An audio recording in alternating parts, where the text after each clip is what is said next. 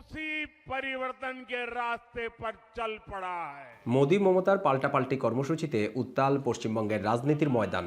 পূর্ব মেদিনীপুর থেকে প্রধানমন্ত্রী মোদির বার্তা মানুষের উচ্ছ্বাসই বলে দিচ্ছে আসন্ন নির্বাচনে বিজেপির জয় আসছে। আর ভবানীপুর আসনে পশ্চিমবঙ্গের মুখ্যমন্ত্রী মমতা বন্দ্যোপাধ্যায় পরাজিত হবেন বলেও দাবি করেছেন ভারতের প্রধানমন্ত্রী।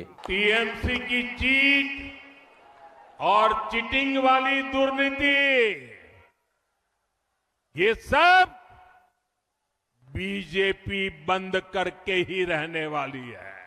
অনুপ্রবেশ ইস্যুতে মমতা সরকারকে নিশানা করে মোদি বলেন, তৃণমূলের আমলে অনুপ্রবেশকারীদের কারখানা হয়ে উঠেছে এই বাংলা। অপরাধীদের দৌরাত্ম্য ফুলে ফেপে উঠেছে, বেড়েছে গবাদি পশু পাচারও। टीएमसी का वोट बैंक नहीं है।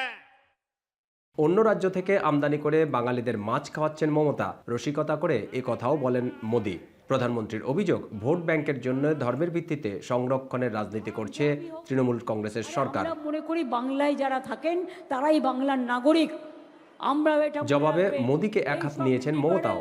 বাগুইহাটিতে দলীয় প্রচার সভায় রাজ্যের মুখ্যমন্ত্রী দাবি করেছেন, আগস্টের পর কেন্দ্রে বিজেপি সরকারের পতন আসছে। অনুপ্রবেশের দায়ে স্বরাষ্ট্রমন্ত্রীর পদত্যাগ করা উচিত বলেও মন্তব্য মমতার।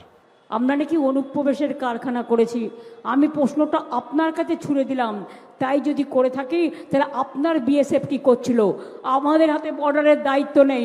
বিএসএফ বর্ডার সিকিউরিটি ফোর্স, তাকে গিয়ে জিজ্ঞাসা করুন, অমিত শাহকে রিজাইন করতে বলুন। তৃণমূল সভানেত্রীর দাবি, বিজেপি সংবিধানের সবকিছু ধ্বংস করে দিচ্ছে। বিজেপি নিজেরা ধর্মের রাজনীতি করলেও তাদের ধর্মে শান্তির কোনো অস্তিত্ব নেই। ফেডারেলিজম কো ডিস্ট্রাকশন কর দিয়া, আপনারা নষ্ট করে দিয়েছেন। দীপক দেবনাথ, এখন কলকাতা। কেড়ে নিচ্ছেন, সংবিধান মানছেন।